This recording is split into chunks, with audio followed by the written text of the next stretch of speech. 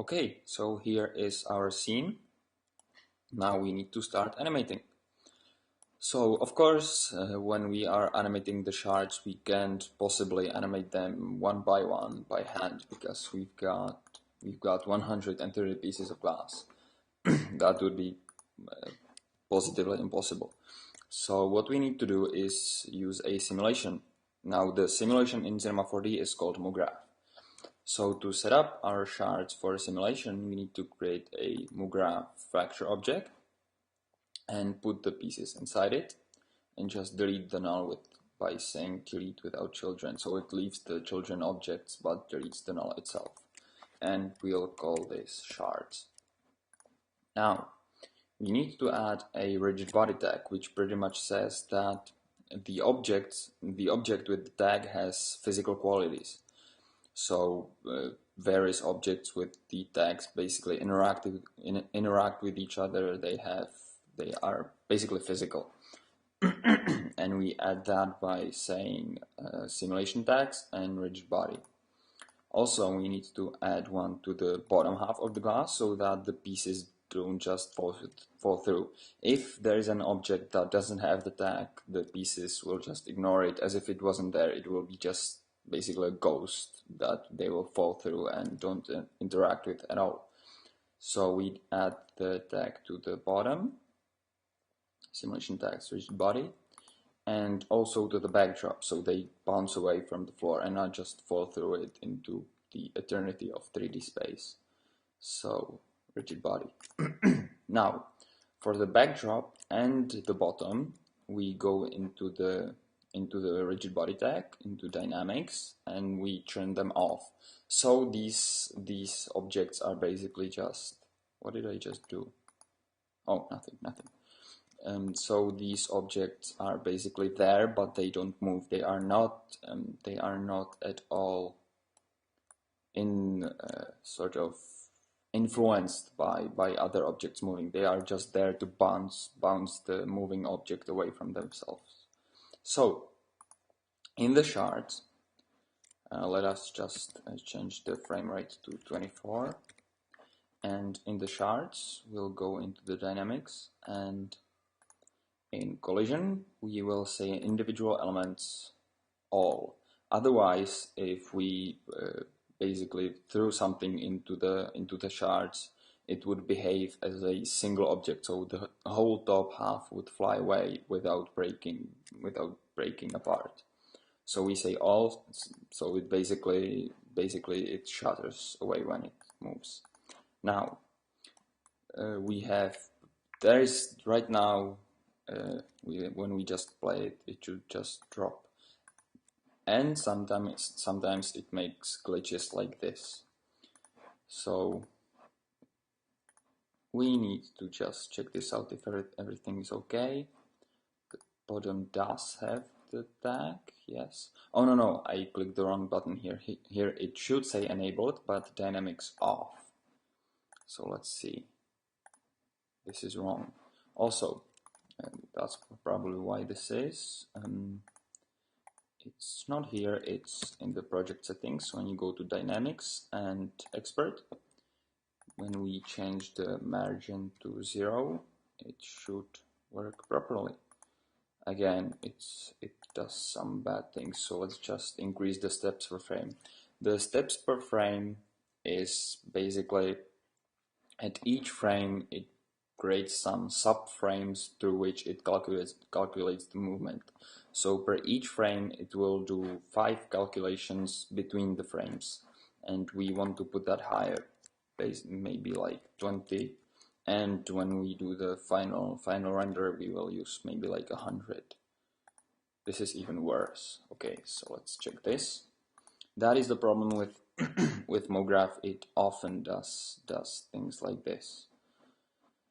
Glitches that can't possibly be explained by rational mind. So we just need to go through these settings. Let's maybe go into here and change some of this stuff. Perhaps that might help. No? Let's see where does the pieces fly off. Okay, they go down. So something good is happening. That is for sure. Yeah.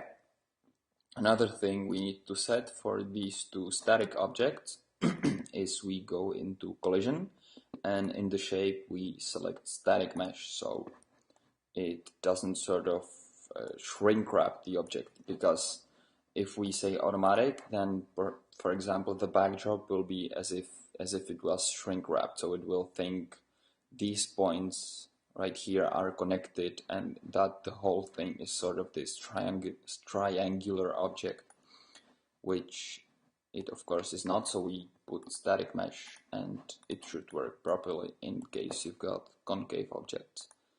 So okay, so now it's working.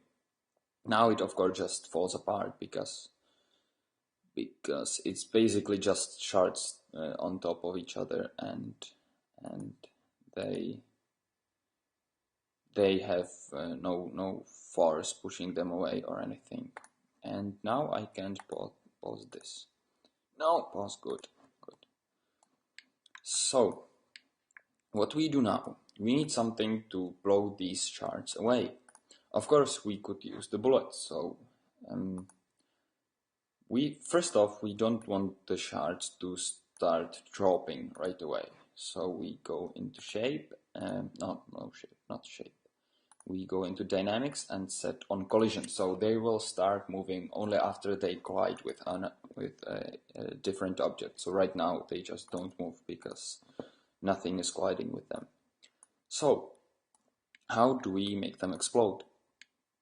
You could possibly use the bullet, which would maybe work, but mostly it just creates weird glitches. So I'll just show you if we put it in a fracture object.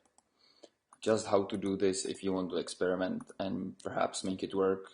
We would put the bullet in a fracture object, add a simulation tag, rigid body, and we would say, of course it moves right away, which we don't want, but you can actually specify a force somewhere. Where is it? Not here, not here, not here. Where is it? Where is it? Dynamics? Yeah, custom initial velocity. So if we check this, which direction should it fly? It should fly in the X direction. So if we set some sort of initial linear velocity like this, 114, it does some weird stuff. Maybe change the axis, try something else, because after all it is rotated. So let's rotate it to 0. Maybe that might work. Nope. Sorry. Let's try this one.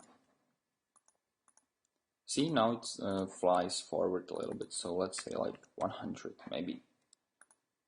That flies further. So we of course need it to fly really fast. It's bullet, of course. Let's just name this bullet. So we go back in the tag and let's maybe try like 1,000.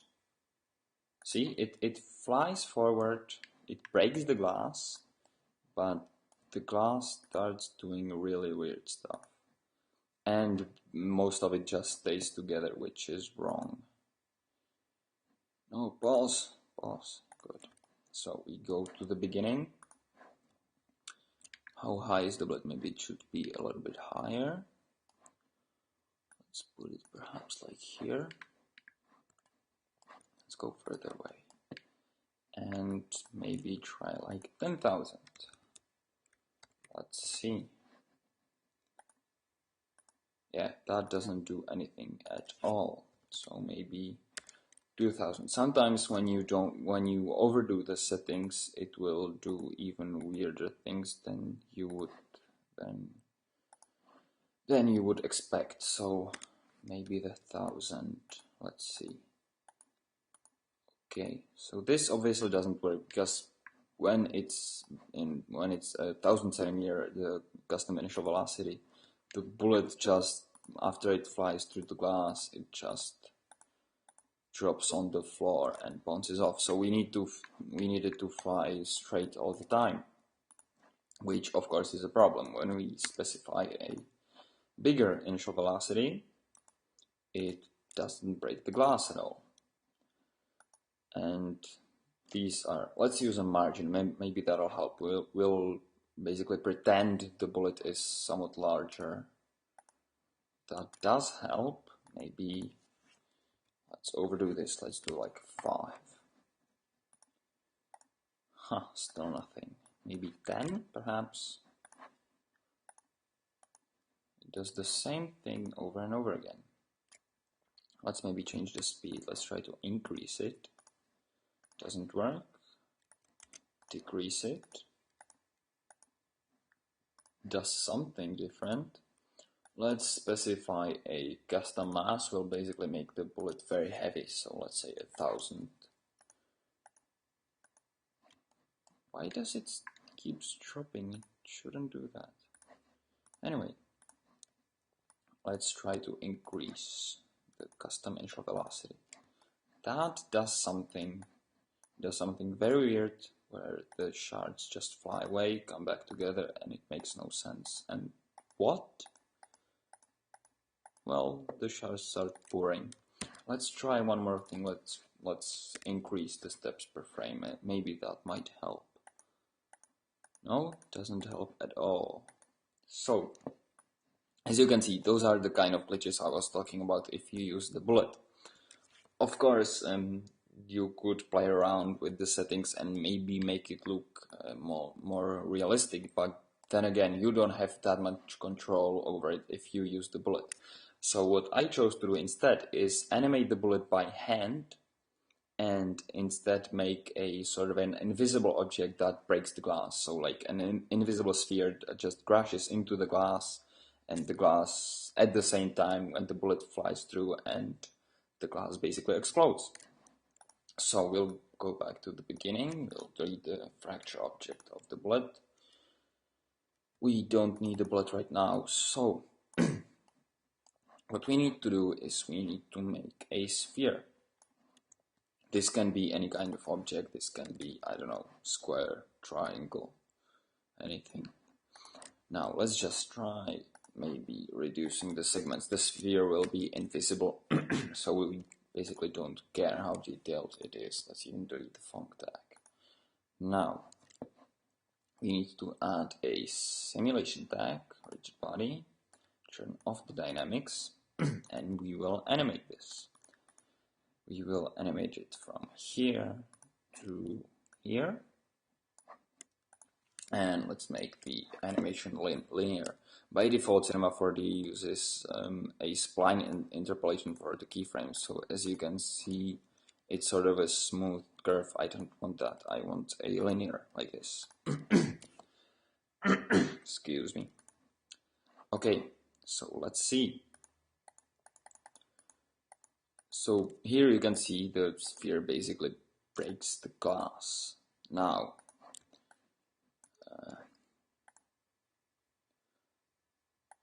this is a problem that happens a lot to me when some of the shards just stay in place without moving, and that could be perhaps solved with increasing the size of the sphere. Let's also check how high it is. Should be fine. Maybe put it a little bit lower. We can't. We need to first go into the keyframes and delete all those that don't move. So the I don't know what they are, the YZ or the XZ. So let's see. Now we can move it lower, of course, because the only direction that is keyframed is the Z direction. So let's see, what does this do now? That's definitely better, but still some shards stay in. No, they don't. Ah, yes, they do. So let's maybe try increasing the margin. And this is basically pretty much what working with MoGraph is. It's just making no sense, fooling around with controls until it just starts working. And if you spend enough time, it will work. I actually like this a lot. This is very nice. Let's see. Huh. Let's maybe decrease the gravity. I don't like that the shards drop down to the floor so quickly. So let's try this again. That's nicer. Definitely nicer. Maybe they should be faster, so let's speed up the animation, maybe like to 200%. Huh, that creates glitches, which I do not like. Let's maybe try increasing the margin again to 1. Doesn't help. So let's increase the size of the sphere. Better, but then again, let's try slowing it down, because speeding it up is what caused this problem, so slowing it down should work. That's nice. That's very nice, but maybe the shards just fly a little bit too much up. I'd like them to fly more forward, not so much up into the air. So let's see. What can we do? What can we do? Maybe put the sphere higher. Let's see. Better, definitely better. Let's make it invisible so we can better imagine what happens. That's nice, actually. That's very nice. Let's just increase the gravity a little bit, maybe to 200. Better. Definitely better. So let's maybe, what else can we do? Let's try to put it a little bit higher. Huh. Let's maybe decrease the size a little, maybe to 4.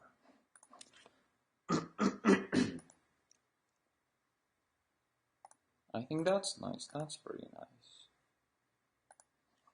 Let's zoom out. This is really nice. I'm actually liking this a lot. Now, I'm not sure if it's fast enough, but probably it is. As we do the ramp to slow motion, the full speed will be visible for, let's say, 1-2 frames anyway, so it doesn't really matter that much. But this is pretty much it. Now it's animated. And now we need to create the slow motion effect. So there is a control. Oh God, my accent. There is a control for speed in MoGraph, which is under the project settings, and in cache. No, not in cache. Timescale. It's right here in timescale.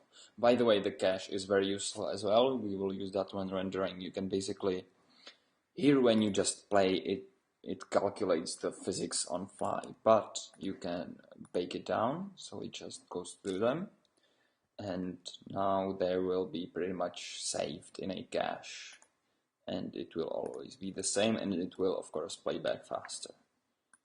So let's see. Of course it doesn't still play full speed, as you can see. It plays like 19-18 frames per second, and we're at 24 for the project. So maybe you've got a better graphics card, so it might be better for you, but I've got it at 18 frames per second. But I think this is pretty good. I think I'm pretty happy with this. Now let's make this longer, maybe like 120 frames. What's that? 5 seconds. Maybe longer, perhaps. Let's have 240 just for safety. Now we need this to, when it breaks, at the point when it breaks, we basically need to slow down. But before we do that, I'm also noticing when the sphere goes through, the problem is, you see right here, this shard right here. Watch how it bounces off the sphere. We want the sphere to disappear at the end, so it doesn't interfere with the flying shards. So we do that by going to the last keyframe of the sphere, and we animate the radius for whatever the setting was at this frame, and then change it to nothing at the next frame, and we add a keyframe, so it pretty much just disappears. And now we need, of course, to rebake the cache, but now the shards don't bounce from the sphere. So, takes forever, I know. Now imagine if you had like 1,000 shards, this would be terrible. But, let's see, this is pretty nice. Maybe let's try to make the sphere a little bit smaller again, but this time we need to change the keyframe, this keyframe, because if we just change this here, then it would just basically snap back to the keyframed value. So we need to change the keyframe to 3 and play back again. Oh, sorry, forgot cache. And now, no, this is worse. They fly back, which is not good. Let's maybe try increasing it. Maybe we'll get an interesting result. Let's just remember that 4 centimeters for the radius was okay. So if anything terrible happens, we just know we can come back to that. So, this is not bad. I like how they fly to the front a lot, but maybe it's a little bit too much. So let's try a middle ground. Let's try like 4.5. Let's keyframe that, go back and rebake the cache.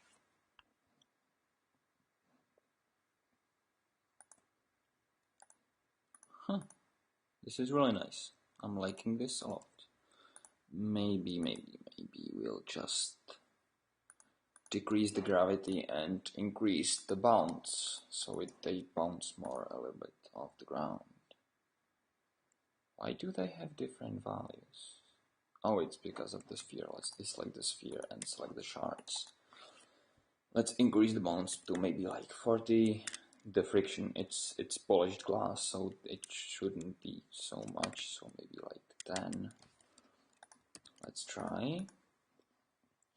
What does that look like?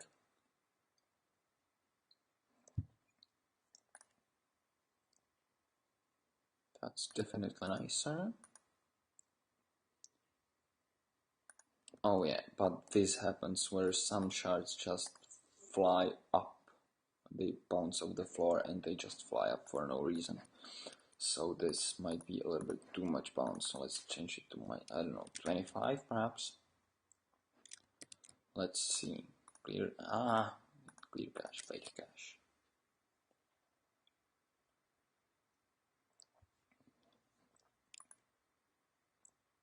This is best. I think this is very nice. Yeah, still some pieces just bounce up into heavens for no reason, but I think that's okay.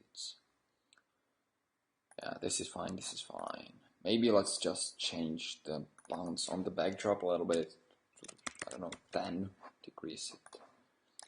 Maybe they won't bounce that much afterwards.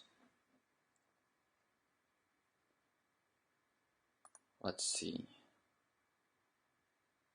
They still bounce, but they bounce much less. So let's decrease it even more, maybe like 3 perhaps. Clear bake. Let's see. This is nice, this is good. Let's decrease it some more while we're here to 1, and that'll be it. Clear and bake.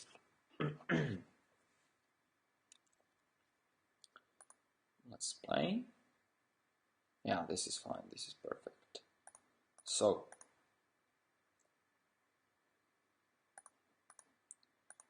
now the slow motion.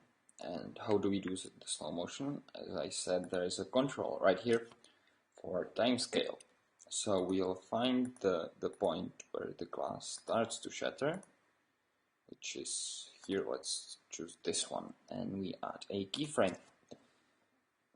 And later, maybe at 24 frames, that's 1 second, we'll decrease it to perhaps 1%.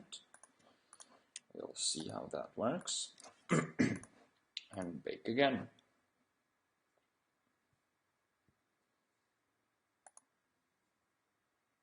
Huh, this is nice. This is really nice. This is very nice, but it's too slow at the end, so let's change it to perhaps 2%. 2%.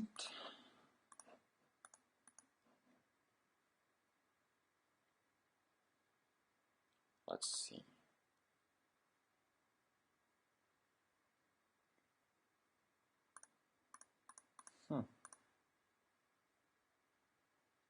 Maybe that's too slow still, I'm not sure.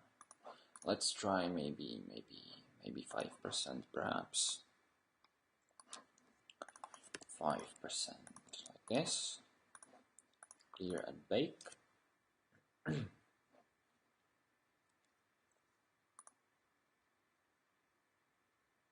This is nice. This is very nice. I just don't like how most of them are already out of the shot. Let's just simulate what our shot will be. We'll use a ratio of 2.5, which I know is unusual, but it just gives you nice numbers. So let's set this up. No, sorry. Panel arrangement, and where is it?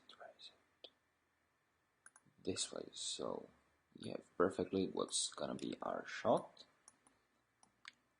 So let's frame it, maybe like this.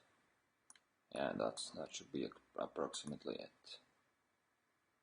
No, this is fine. I think this is perfect. This is great. This is perfectly great. Let's maybe decrease the bounce a little bit more at with the shards. So let's say like 10%. Clear and bake.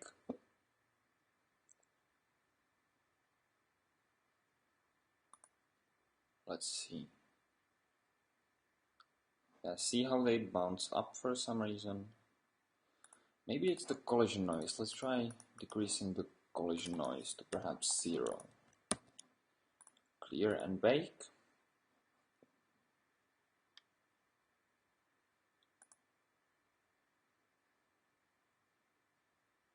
Yeah, they still fly up, but I think we're pretty much fine. I think this is great. This is really great. Let's just, I don't know, decrease this to perhaps 144 maybe, and play it back. This is really nice. Let's maybe do like a test render so we can see it in actual speed, not in the 18 frames per second that we saw. So we just uncheck save right here. We log the ratio. We can do smaller size, maybe 512. No, that gives us a weird number. 540. Yeah. Let's make it bigger. 640. We select all frames, and because we don't have any lights, any materials, it will be really quick. So we just render.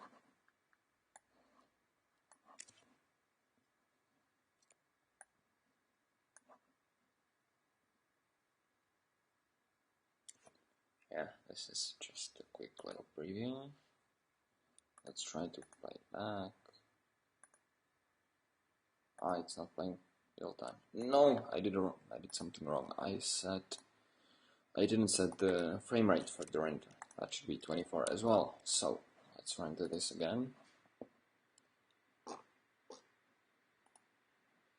Let's delete this right here.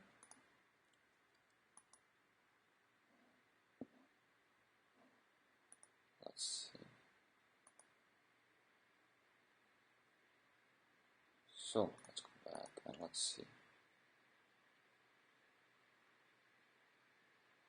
Yeah, I think this is really nice. This is really nice. So let's stick with this. Now what we need is to animate the bullet. So we need to have the bullet start further back. And also let's just add a rigid body tag to the bullet as well, even though it won't be using the dynamics, so we will have this just in case it maybe collides with some of the pieces, so the piece just bounces off, so it doesn't go through it. Maybe that could ruin our animation. So let's push it further back so it's out of the frame, and let's see, where does it start? Right here. So here it starts to shatter. Now, also we need to do one thing.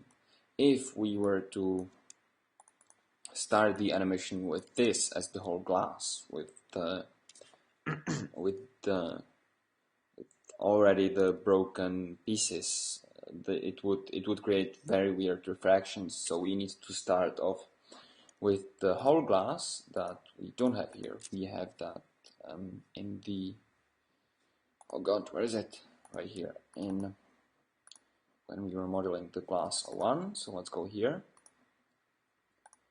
copy the glass, the original one, close this and paste it here.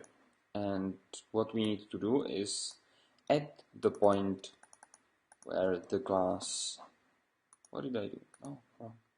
At the point where the glass shatters, we need Cinema 4D to switch between the two. So we will not perhaps shatter change at this frame. We need if you delay the switch off between the real glass and the broken glass, it will have a little bit more impact. So let's delay it perhaps to this frame. So it will be the complete glass and suddenly this frame with a lot of motion blur, and it will have much more impact. So at this frame we want the animated glass to appear. So we'll just take the top and the bottom, group them, call this dynamics, and we will add a tag to both. And that is a Cinema 4D and display tag. We will use the visibility, and at this frame we want the original glass to be invisible, so 0, add a keyframe, and this one to be 100% visible, but still add a keyframe. And we'll go one frame back, and we will change this to 0, add a keyframe, and change this to 100, and add a keyframe. So it's basically the whole glass and suddenly a broken glass. And I know this looks a little bit weird when it just magically changes to the shards, but in the animation we will have a lot of motion blur and it will be pretty seamless.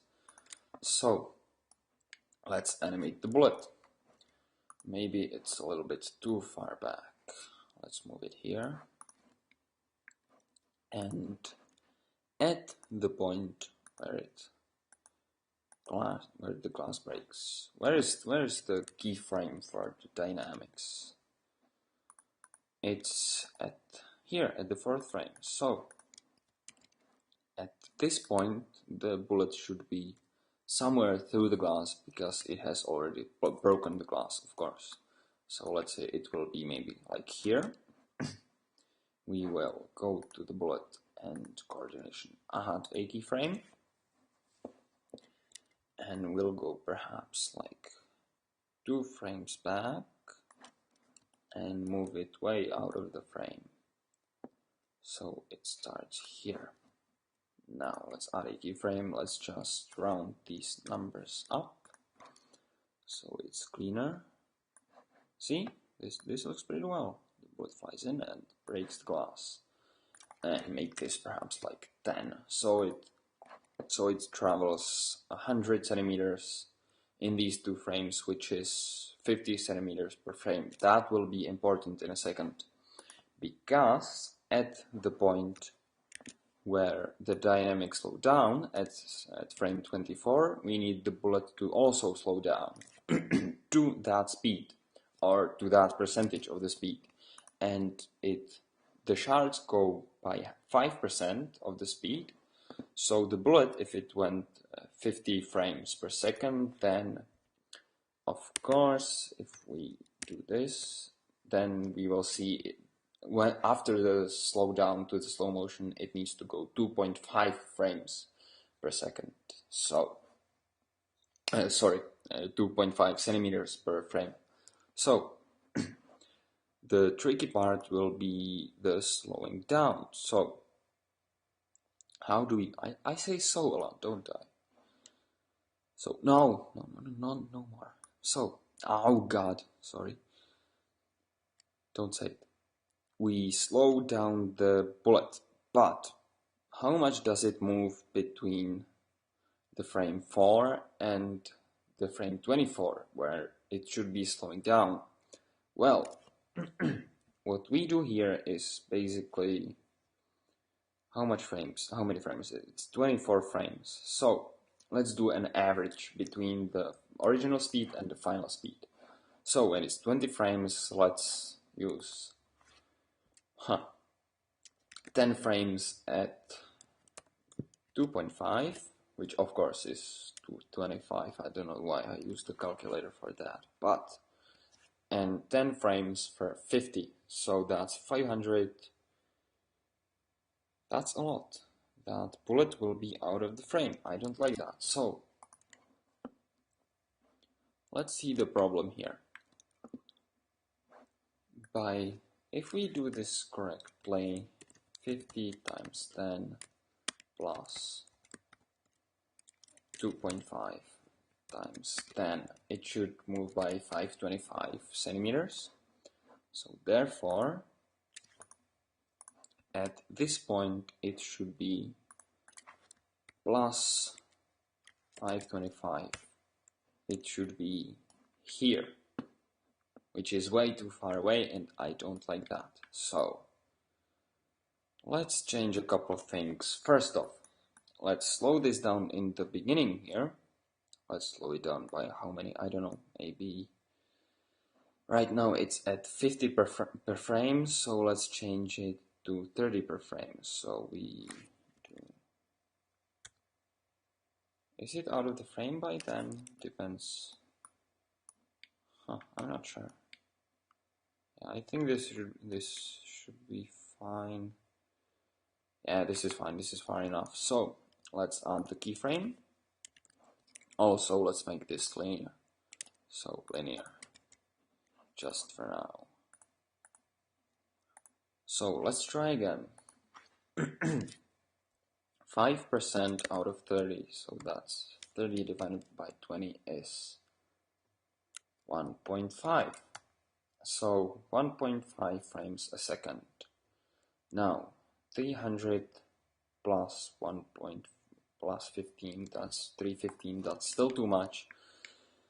But let us just not be accurate and fake this. So at 24 frames, we will just move it forward some more to here, and here it will move perhaps. Let's round this off to 80. Oh no, I didn't want to keyframe these two. So 80, and now we'll move it basically perhaps like 1 centimeter per second. And we do that by how many frames is this? That's 144 minus 24, that's 120. So in the end, it should be 80 plus 120, which is 200. So it should be here. Now, we need to work on the curve, on the motion curve, of course. So position X, right here. We can't have this. We need it to be smooth, straight here, and a smooth transition between the two speeds. So let's select a spline. Let's start here at the beginning. Let's zoom this somehow so it's useful, like this. So let's do this. Let's make this little start straight, like that, and the end as well, of course. No, let's select the keyframe right here. Yeah, this is messy, very messy. And let's fix these two right here. Let's see. Yeah, this should be probably fine. You'll see how it looks. Huh. I feel if we look at the bullet, it slows down way too much, way too fast and way too much, or just way too fast. So let us do this. Let us fool around with the curve a little bit. Maybe this will help, perhaps. Huh. This is definitely nicer. Much nicer. Let's also adjust this right here. And let's see. I think that is perfect. That is perfect. Okay. Let's see from the beginning. Yeah, that's it. So that's our animation.